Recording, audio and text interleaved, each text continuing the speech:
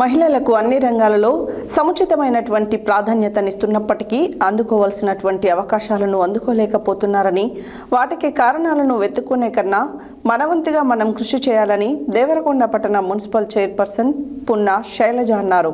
అంతర్జాతీయ మహిళా దినోత్సవం పురస్కరించుకొని దేవరకొండ పట్టణంలోని తన నివాసంలో ఆమె మాట్లాడుతూ తాను ఏ ఒక్కరోజు ఈ మున్సిపల్ పీఠాన్ని ఎక్కలేదని, తన వెనుక తన భర్త ఎమ్మెల్యే బాలు నాయక్ తనను ప్రోత్సహించారని ఆమె తెలిపారు.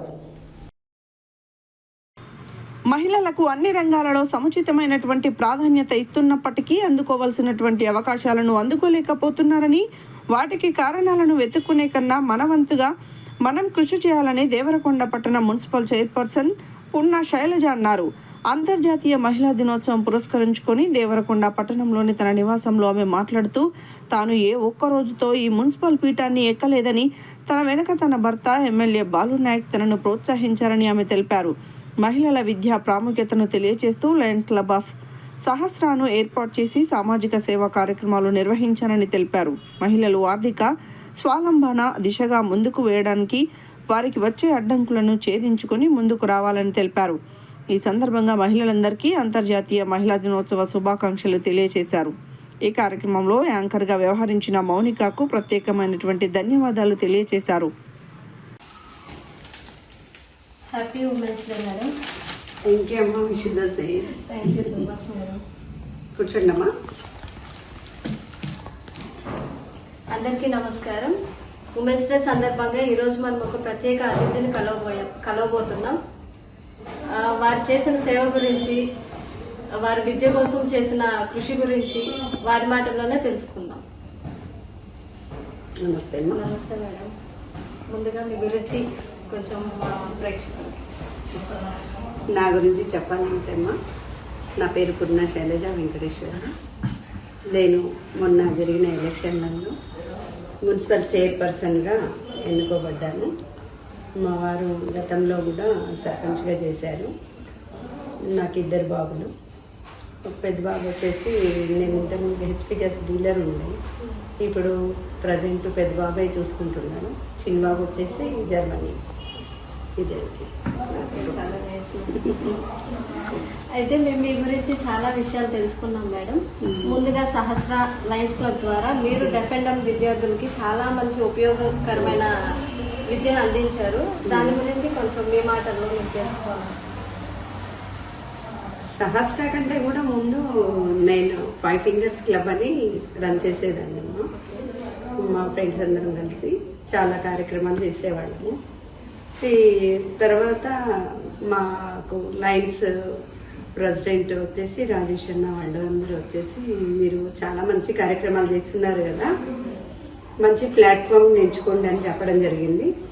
అప్పుడు మేము 2015లో లయన్స్ సహస్రగా మార్పు చెంది 1000 చేతులతోటి సర్వీస్ అందించాలని మా సంకల్పంతో మేము లయన్స్ చార్టర్ ప్రెసిడెంట్గా నేను ఉంటూ నా 23 మంది సభ్యులతోటి మేము ఏర్పాటు చేసుకున్నాం. దాంట్లో భాగం ఏంటంటే మాది ట్రైబల్ ఏరియా కనుక బాగా ఆడపిల్లల మీద వివక్షత, ఆడపిల్లల అమ్మకాలు ఇవన్నీ జరిగేవి. దానికి నేను అప్పుడు ఉన్న కలెక్టర్ గారు ఆకాశవంత అని పెద్ద ప్రోగ్రాం పెట్టడం జరిగింది. ఆ ప్రోగ్రాము ఉదయం అంతా చాలా బాగా జరిగింది. మార్నింగ్ కల్లా చెత్తకుప్పలో ఆడపిల్ల, అది యాక్చువల్లీ 3 రోజుల ప్రోగ్రాము. కానీ ఆ ప్రోగ్రామ్ ఆ రోజుకి ఆఫ్ చేశారు. ఎందుకంటే మనం చేస్తున్నదేంటి, జరుగుతున్నదేంటి అని అనుకున్నారేమో. ఆ ప్రోగ్రామ్ అక్కడితో ఆగిపోయింది. అప్పుడు నేను స్పందించాను, ఏంటి అసలు ఇలాంటి ప్రోగ్రాంలు కాదు, అసలు ప్రజల్లోకి వెళ్ళాలి, మనం ఆడపిల్లలు చదువుకొని ఉంటే ఇలాంటి తప్పుడు ఆలోచనలు, తప్పుడు నిర్ణయాలు తీసుకోరని చెప్పేసి అసలు చదువునే మేము తీసుకొని చదువుకున్న ఆడవాళ్ళు ఇలా నిర్ణయాలు తీసుకోరని చెప్పేసి చదువుకు ప్రాధాన్యతనిస్తూ మేము చాలా స్కూళ్ళల్లో చాలా ప్రోగ్రాంలు చేసాం. Not only deaf and dumb, చాలా స్కూల్ పాఠశాలల్లో వాళ్ళకి ఏమన్నా రిక్వైర్మెంట్స్ ఉంటే స్కూల్కు సంబంధించిన మెటీరియల్ కానీ, బుక్స్ కానీ, ఎగ్జామ్ కిట్స్ కానీ, అదే కాకుండా చదువుతో పాటు యువత ఎదగాలి, శారీరకంగా మానసికంగా ఎదగాలి అని చెప్పేసి మేము చాలా కార్యక్రమాలు చేశాము. ఇక్కడ ఉన్న జూనియర్ కాలేజ్లో విద్యార్థులు ఎవరెస్ట్ శిఖరం ఎక్కడానికి వచ్చి నన్ను కలిసినప్పుడు నా వంతు సహాయంగా చేశాను. ఆడపిల్లలకు ఐఐటీలో సీట్ వచ్చి వాళ్ళు అంత దూరం వెళ్ళలేక ఆర్థికంగా ఇబ్బంది ఉన్నప్పుడు వాళ్ళకు కూడా చాలా చాలా కార్యక్రమాలు చేశాను. చాలా పాఠశాలలో ఎగ్జామ్ కిట్లతో పాటు ప్రొజెక్టర్స్ ఇవ్వడం జరిగింది, అది సిస్టమ్స్ ఇవ్వడం జరిగింది, టీవీలు ఇలాంటివి చాలా ప్రొవైడ్ చేయడం జరిగింది. ఇది నేను చేస్తున్నాను. ఒకవేళ అంటే ఇంకా మహిళలకి మీరు విద్యాపరంగా ఎలాంటి అవకాశాలు అందిస్తారు మేడం? అంటే ఇప్పుడు మీరు పదవిలో ఉన్నారు కాబట్టి మహిళలకు విద్యాపరంగా అంటే వాళ్ళు ఏ రంగంలో అయితే రాణిస్తుంటారో అది చెప్పాలంటే చేతి వృత్తులే కావచ్చు, వాళ్ళకి ఏదైనా విషయంలో టాలెంట్ ఉంటే ఇప్పుడు మన ప్రభుత్వం, మన సీఎం గారు ఇందిరా మహిళా శక్తి అనే ప్రోగ్రాం ద్వారా 27 పరిశ్రమలను ప్రాధాన్యతనిస్తూ చాలా కార్యక్రమాలు చేపట్టాడు. దాంట్లో భాగంగా వాళ్ళు మొన్న రీసెంట్గా ఏం చేశారు, 10,000 మెగావాట్ల విద్యుత్తును, అది సోలార్ విద్యుత్ ప్లాంట్ను కూడా మహిళలకు అందజేయడం జరిగింది. అదంతా కూడా అదే కాకుండా పెట్రోల్ బంకులు, ఇంకా మెక్మా ద్వారా ఇవన్నీ కూడా ప్రొవైడ్ చేస్తున్నారు మన ప్రభుత్వం వాళ్ళు. కనుక అలాంటి అవకాశం ఏమున్నా కూడా నేను వాళ్ళకి చేయుతని చేస్తాను. అంటే మీలాంటి వాళ్ళు మన సమాజంలో ఉన్నారు అంటే అది చాలా గ్రేట్ విషయం. మీలాంటి వాళ్ళు ఇంకెంతో మంది రావాలి అని కోరుకుంటున్నాం. తప్పకుండా వస్తారు, ఎందుకు ప్రతి ఒక్కరిలో ఒక టాలెంట్ ఉంటుంది, కానీ అదేదో అవకాశాలు రాక వాళ్ళు అక్కడే ఆగిపోతున్నారు.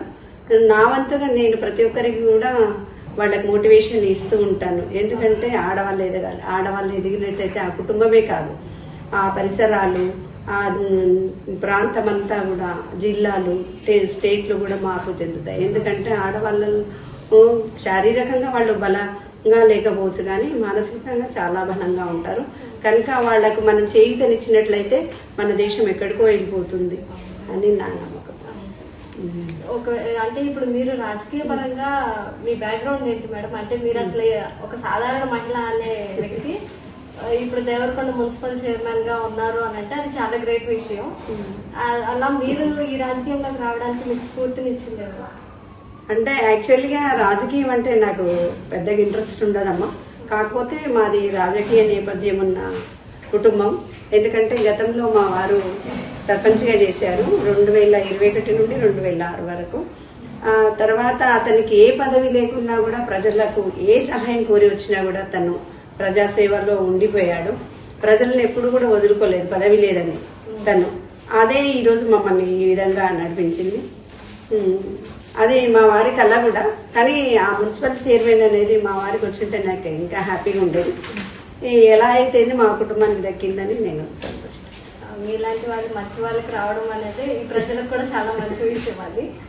ఓకే, మీరు అయితే ఇప్పుడు యువతకి ఎలాంటి సందేశం ఇవ్వాలి అని అనుకుంటున్నారు ఒక మహిళకి? అంటే యువత కంటే ఏ విషయంలో? రాజకీయ విషయంలోనే కానీ, సమాజంలో జరుగుతున్న విషయాల పట్ల కానీ, వివక్షత పట్ల కానీ. వివక్షత అంటే ఇప్పుడు దాదాపు వివక్షత అనేది తగ్గిందనే అనుకోవాలి. రాజకీయంగా ఎవరైనా కూడా ఎదగాలి అనుకున్న వాళ్ళు ఫస్ట్ సేవ చేయాలి. ఏదో రాజకీయ ఆకాంక్షతోటి పదవి కోసమే మనం పోటీ చేసి పదవులు సంపాదించుకోవడం కాదము. ఎప్పుడైనా కూడా మనం సేవ చేసినట్లయితే ప్రజలే మనల్ని గుర్తించి మనకు పాలన అందిస్తారు. చాలా thanks madam, thank you so much. మీ విలువైన సమయాన్ని మాకు అందించినందుకు. అనేక కొత్త విషయాలు మేము మీ ద్వారా నేర్చుకుంటున్నాము. మీలాంటి వాళ్ళు అనేక మంది మన సమాజంలో ఉంటే ఇంకా చాలా బాగుంటుందని అనుకుంటున్నాను. Thank you so much madam. Happy women's day. Thank you so much. అందరికీ ధన్యవాదాలు.